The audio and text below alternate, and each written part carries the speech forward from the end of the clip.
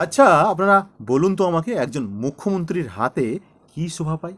হ্যাঁ, ঠিকই প্রশ্নটা করেছি আমি আপনাদের সামনে। একজন মুখ্যমন্ত্রীর হাতে শোভা পায় একটা কলম, অথবা কোনো একটা ফাইল, অথবা যে রাজ্যের তিনি মুখ্যমন্ত্রী সে রাজ্যের উন্নয়নের নকশা। এই তিনটা জিনিসই শোভা পায় একজন মুখ্যমন্ত্রীর হাতে। কিন্তু আমরা আজকে এক নতুন ভিন্ন চিত্র দেখলাম। আমরা আজকে আসামের মুখ্যমন্ত্রী হেমন্ত বিশ্ব শর্মার হাতে কি দেখলাম? বন্দুক দেখলাম। হ্যাঁ, বন্দুক। আসামের মুখ্যমন্ত্রী হেমন্ত বিশ্ব শর্মা বন্দুক চালানো শেখাচ্ছে, এবং সেই বন্দুকে শ্যুট করছে কাকে? সংখ্যালঘু মানুষদের, সংখ্যালঘু মুসলিমদের। কি বলবেন এটা নিয়ে? যেই মুখ্যমন্ত্রীর হাত রাজ্যের মানুষের নিরাপত্তা সুনিশ্চিত করার কথা, সেই মুখ্যমন্ত্রী তার দাম্ভিকতায় আজকে বন্দুক উঁচিয়ে, মরণ অস্ত্র উঁচিয়ে দেখিয়ে কি প্রমাণ করতে চাইছে? বুঝতে পারছেন? আমি একটা সরাসরি প্রশ্ন করতে চাই হেমন্ত বাবুকে।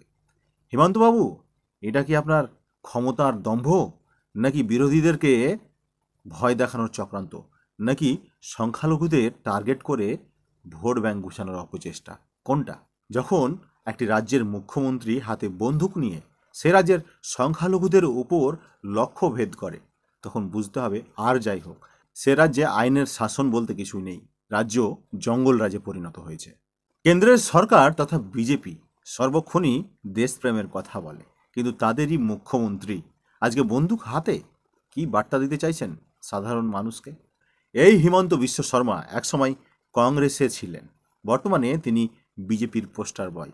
তখনও যেরকম ছিলেন এখনও সেরকমই আছেন, দল বদলেছেন কিন্তু স্বভাবটা নয়।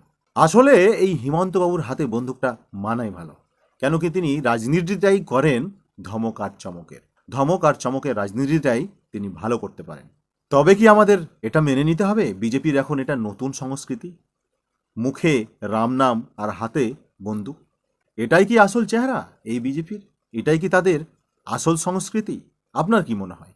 আসামের সাধারণ মানুষ যখন বন্যা, বেকারত্ব এবং মুদ্রাস্ফীতিতে নাজেহাল অবস্থা, ত্রাহি ত্রাহি করছে আসামের মানুষজন, তখন মুখ্যমন্ত্রী বন্দুক নিয়ে একটা সম্প্রদায়কে টার্গেট করছেন। রাজধর্ম ছেড়ে দিয়ে তিনি কি এখন বাহুবলী হওয়ার চেষ্টা? প্রশ্ন কিন্তু থেকে যায়। হেমন্তবাবু, একটা কথা ভালো করে মনে রাখবেন, ক্ষমতা চিরস্থায়ী নয়, আর এই বন্দুকের নলের ডগা দিয়ে গণতন্ত্র কোনো সময় চলে না। হেমন্তবাবু, গণতন্ত্র চলে মানুষের ভালোবাসায়। আজকে আপনি বন্দুক দেখিয়ে শুধুমাত্র সংখ্যালঘু মুসলিমদের টার্গেট করছেন, এইটা আপনার দাম্ভিকতা এবং আপনার প্রশাসনের ব্যর্থতা। আজ এই মুখ্যমন্ত্রীর হাতে বন্দুক দেখে যারা হাততালি মারছেন, তাদের উদ্দেশ্যে একটা কথা আমি বলতে চাই। সাবধান হয়ে যান দেশের জনগণ। আজ এই বন্দুক হয়তো আপনারা টিভির পর্দায় কিংবা মোবাইলের স্ক্রিনে দেখছেন।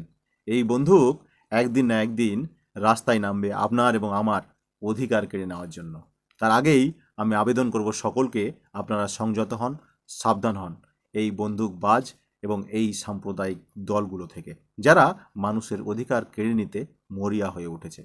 কেন্দ্রের বিজেপি আর এই আসামের মুখ্যমন্ত্রী হেমন্ত বিশ্ব শর্মার এই ভয় দেখানোর রাজনীতির রুখে দেওয়ার সময় চলে এসেছে। সকলে সংযত হন, ঐক্যবদ্ধ হন। আপনারা কি এই বন্দুকবাজদের সমর্থন করেন? আপনাদের মূল্যবান মতামত কমেন্টের মাধ্যমে জানান। ভিডিওটি ডিলিট হয়ে যাওয়ার পূর্বে শেয়ার করে সবাইকে দেখার সুযোগ করে দিন। এই ফ্যাসিবাদী আস্ফালনের চিত্র সারা দেশের মানুষের সামনে আসুক। ভালো থাকবেন সকলে, সাবধান এবং সচেতন থাকুন এই সাম্প্রদায়িক রাজনৈতিক দল বিজেপি থেকে। জয় বাংলা।